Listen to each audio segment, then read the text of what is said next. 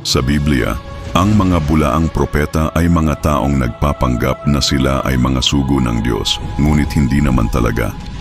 Sila ay nagtuturo ng mga maling doktrina at nagdadala ng mga tao sa pagkakamali. Mga katangian ng mga bulaang propeta. Nagpapanggap na sila ay mga sugo ng Diyos. Sila ay nag-aangkin na sila ay may direktang komunikasyon sa Diyos at may espesyal na mensahe para sa mga tao. Nagtuturo ng mga maling doktrina. Sila ay nagtuturo ng mga bagay na hindi sumasang-ayon sa mga turo ng Diyos at ng Biblia. Nagdadala ng mga tao sa pagkakamali.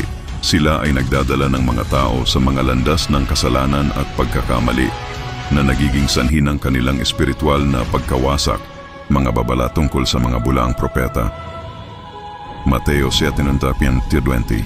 Mag-ingat kayo sa mga bulaang propeta na lumalapit sa inyo na may damit ng tupa, ngunit sa loob ay mga gutom na lobo. 2 Pedro 2:1-3. Ngunit may mga bulaang propeta din sa bayan, tulad ng magkakaroon ng mga bulaang guro sa inyo. Sila ay magdadala ng mga mapanirang sekta at itatanggi ang Panginoon na bumili sa kanila. Sa pangkalahatan, ang mga bulaang propeta ay isang malaking panganib sa espiritual na buhay ng mga tao at ang mga Kristiyano ay dapat mag-ingat at magmatyag sa mga taong nagpapanggap na sila ay mga sugo ng Diyos, ngunit hindi naman talaga. Sa panahon ngayon, maraming mga bulaang propeta ang lumilitaw at nagtatangkang dayain ang mga tao. Ayon sa Biblia, partikular sa Mateo 23:27 at Juan Pedro 3:3, makikilala ang mga bulaang propeta sa pamamagitan ng kanilang mga bunga o mensahe. Narito ang ilang mga paraan upang makilala sila. Suriin ang kanilang mga turo tungkol kay Jesus. Tiyakin na ang kanilang mga turo ay nakasentro kay Jesus at sa kanyang ginawang pagtubos. Ang mga bulaang propeta ay maaaring magtanggi sa pagiging kapantay ni Jesus sa Ama o sa kanyang kamatayan at pagiging tunay na tao. Tingnan kung ipinangangaral nila ang tunay na ebanghelyo. Ang ebanghelyo ay tumutukoy sa kamatayan, paglilibing at pagkabuhay na muli ni Hesukristo. Ang mga bulaang propeta ay maaaring magbigay ng ibang mensahe na hindi sumasang-ayon sa Biblia. Suriin ang kanilang mga katangian. Ang mga bulaang propeta ay makikilala sa kanilang kayabangan, kasakiman at rebelyon sa Diyos. Sila ay maaaring magpakita ng mga tanda at kababalaghan upang dayain ang mga tao. Ayon sa Mateo 7:15-20, makikilala ang mga bulaang propeta sa pamamagitan ng kanilang mga bunga. Ang mga bunga na ito ay tumutukoy sa kanilang mga salita at turo, hindi sa kanilang mga gawa. Kung ang kanilang mga turo ay laban sa Biblia at kay Jesus, sila ay mga bulaang propeta. Upang hindi madaya ng mga bulaang propeta sa panahon ngayon, narito ang ilang mga payo. 1. Pag-aaral ng Biblia. Alamin ang mga turo ng Biblia at ang mga prinsipyo ng Kristyanismo. Pag-aralan ang mga bahagi ng Biblia na tumutukoy sa mga bulaang propeta tulad ng Mateo 7:20 at 2 Pedro 2:3. Dinas 2. Pagtitiwala sa Diyos. Magtiwala sa Diyos at sa kanyang mga turo.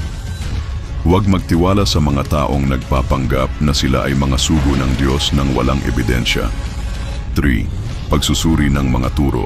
Suriin ang mga turo ng mga propeta at mga lider ng relihiyon. Tingnan kung ang kanilang mga turo ay sumasang-ayon sa Biblia at sa mga prinsipyo ng Kristyanismo. Another reward. Pagkilala sa mga katangian ng mga bulaang propeta. Alamin ang mga katangian ng mga bulaang propeta tulad ng pagpapanggap na sila ay mga sugo ng Diyos, pagtuturo ng mga maling doktrina, at pagdadala ng mga tao sa pagkakamali. Mag-ingat sa mga taong nagpapakita ng mga tanda at kababalaghan ng walang ebidensya ng kanilang pagiging sugo ng Diyos. Heart 9 Paghingi ng gabay sa Diyos. Humingi ng gabay sa Diyos sa pamamagitan ng panalangin at pag-aaral ng Biblia. Magtiwala sa Diyos na Siya ay magbibigay ng karunungan at gabay upang makilala ang mga bulaang propeta sa pamamagitan ng pag-aaral ng Biblia, pagtitiwala sa Diyos, pagsusuri ng mga turo, pagkilala sa mga katangian ng mga bulaang propeta, at paghingi ng gabay sa Diyos. Makakaiwas ka sa pagdadaya ng mga bulaang propeta sa panahon ngayon. Oo, May mga palatandaan na maaaring makatulong sa pagkilala ng mga bulaang propeta na tagapangaral ng maling aral. Narito ang ilan sa mga ito.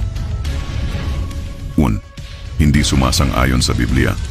Ang kanilang mga turo ay hindi sumasang-ayon sa mga turo ng Biblia at sa mga prinsipyo ng Kristyanismo.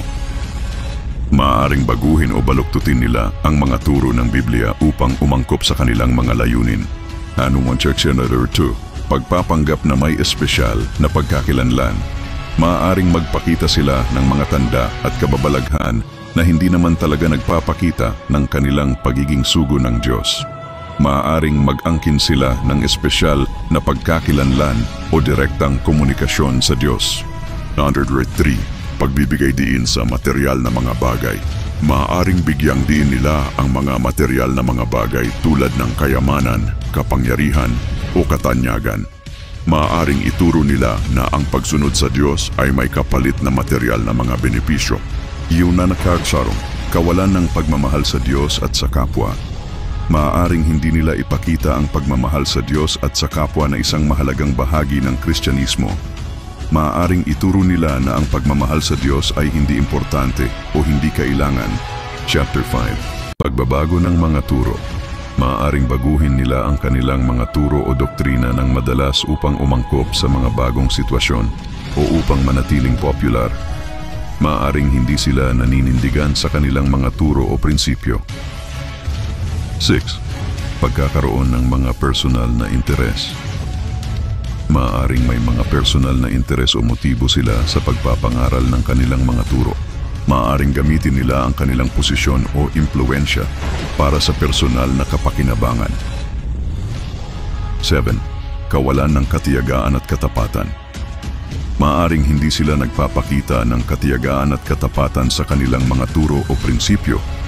Maaaring madali silang magbago ng kanilang mga turo o panig depende sa sitwasyon. Sa pamamagitan ng pagkilala sa mga palatandaang ito, makakaiwas ka sa pagdadaya ng mga bulaang propeta na tagapangaral ng maling aral.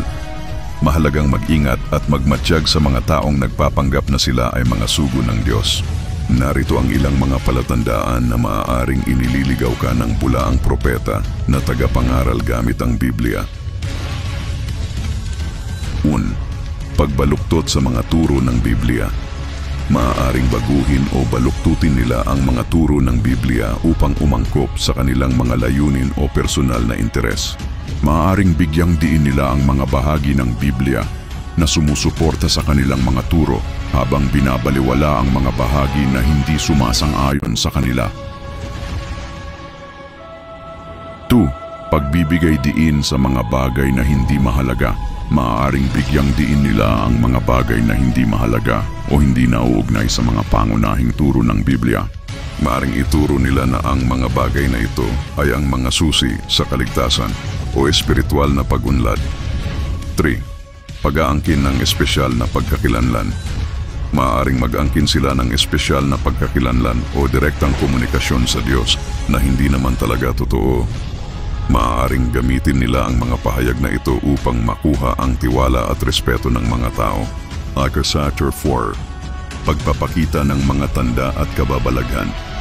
Maaaring magpakita sila ng mga tanda at kababalaghan na hindi naman talaga nagpapakita ng kanilang pagiging sugo ng Diyos. Maaaring gamitin nila ang mga ito upang makuha ang atensyon at tiwala ng mga tao. Nardersunrio. Kawalan ng pagmamahal sa Diyos at sa kapwa. Maaaring hindi nila ipakita ang pagmamahal sa Diyos at sa kapwa na isang mahalagang bahagi ng mga turo ng Biblia.